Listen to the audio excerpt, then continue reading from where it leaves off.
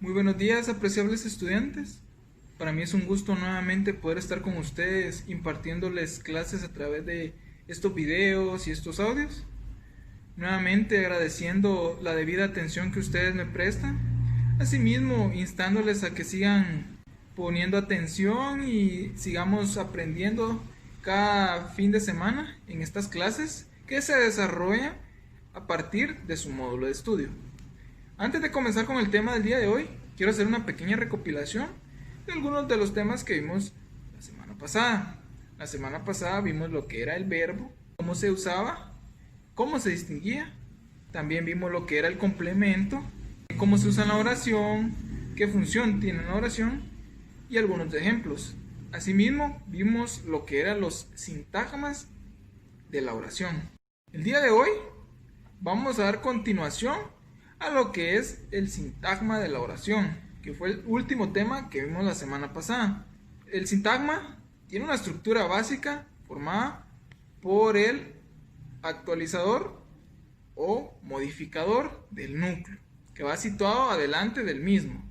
Por ejemplo, el, y que no es necesario porque puede estar ausente o implícito. Por ejemplo, si decimos brillante profesor, el artículo el está omitido, pero presente en cuanto a significados. También forma parte de la estructura del sintagma el complemento o complementos del núcleo, los cuales tampoco son necesarios.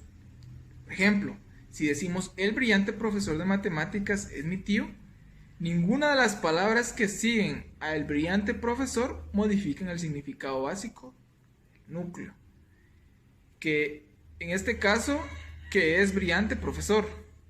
Las palabras agrupadas en torno a un núcleo forman un sintagma, es decir, una unidad sintáctica de sentido. Asimismo, sigue lo que son las categorías gramaticales y nos podemos preguntar nosotros, ¿qué son categorías gramaticales?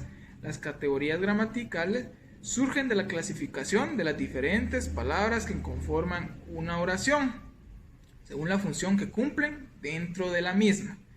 Las categorías gramaticales son los sustantivos, los adjetivos, los artículos, los verbos, los adverbios, los verboides, los pronombres personales, las conjunciones, preposiciones y otros más. Pero estos son los que les puedo dar ahora mismo. Asimismo, vamos a ver de manera general algunos de ellos para que tengamos la idea de qué son. Posteriormente los vamos a ir desarrollando de mejor manera y viendo más ejemplos para que nos quede mucho más claro. Pero el día de hoy lo vamos a ver de manera general, comenzando con el artículo. El artículo es la categoría gramatical en la que se clasifican aquellas palabras que determinan a los sustantivos. Los artículos pueden expresar el género masculino o femenino y el número singular o plural que le corresponde al sustantivo. Es decir, existe una concordancia entre artículo y el sustantivo. Está también el adjetivo. El adjetivo es la categoría gramatical en la que se agrupan la clase de palabras que se utilizan para calificar a los sustantivos en distintos aspectos. Está también lo que es el adverbio. Los adverbios forman la categoría gramatical en las cuales se clasifican aquellas palabras que sirven para modificar a un verbo, un adjetivo o a un adverbio. El siguiente es el pronombre. El pronombre es la categoría gramatical que contiene las palabras que se tienen como función sustituir al nombre y que se utilizan para hacer referencias a las personas, a los animales, a las cosas y a los seres, pero sin nombrarlas de forma específica. También están las preposiciones. Las preposiciones son una categoría gramatical cuya función es la de relacionar vocablos. Son una clave de palabras invariable, es decir, siempre permanecen con la misma forma. Cada preposición se utiliza para establecer distintas relaciones de significados entre las palabras. Y las preposiciones en español son a, ante, bajo, con, contra, de, desde, en, entre, hacia, hasta, para, por, según, si, sobre y tras.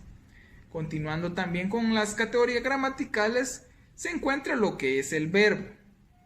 El verbo, como ya bien lo habíamos visto, los verbos son la categoría gramatical en la que se agrupan las palabras que son acciones o procesos que realizan una persona, animal, cosa o cualquier entidad en una oración. Están las conjunciones. Las conjunciones son una categoría gramatical dentro de la cual se agrupan aquellas palabras que sirven como un nexo que une o relaciona palabras u oraciones. Las conjunciones no tienen un significado por sí mismas. Su función es de establecer distintos tipos de relaciones. También están las interjecciones. Las interjecciones son una clase gramatical que está compuesta por palabras invariables, que no cambian su forma y que se utilizan para expresar exclamaciones, sentimientos, para llamar la atención del interlocutor o para expresar emociones o impresiones. Las interjecciones siempre se escriben entre signos de admiración. En continuación con nuestro módulo de estudio, lo que son los sustantivos.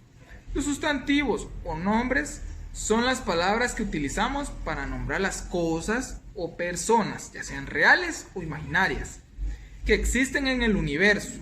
Por ejemplo, roca, casa, abogado, árbol, diseñadora, hijo, etc. El sustantivo es la categoría gramatical en la que se clasifican el tipo de palabras que sirven para designar o nombrar objetos, personas, animales, cosas y distintos tipos de entidades.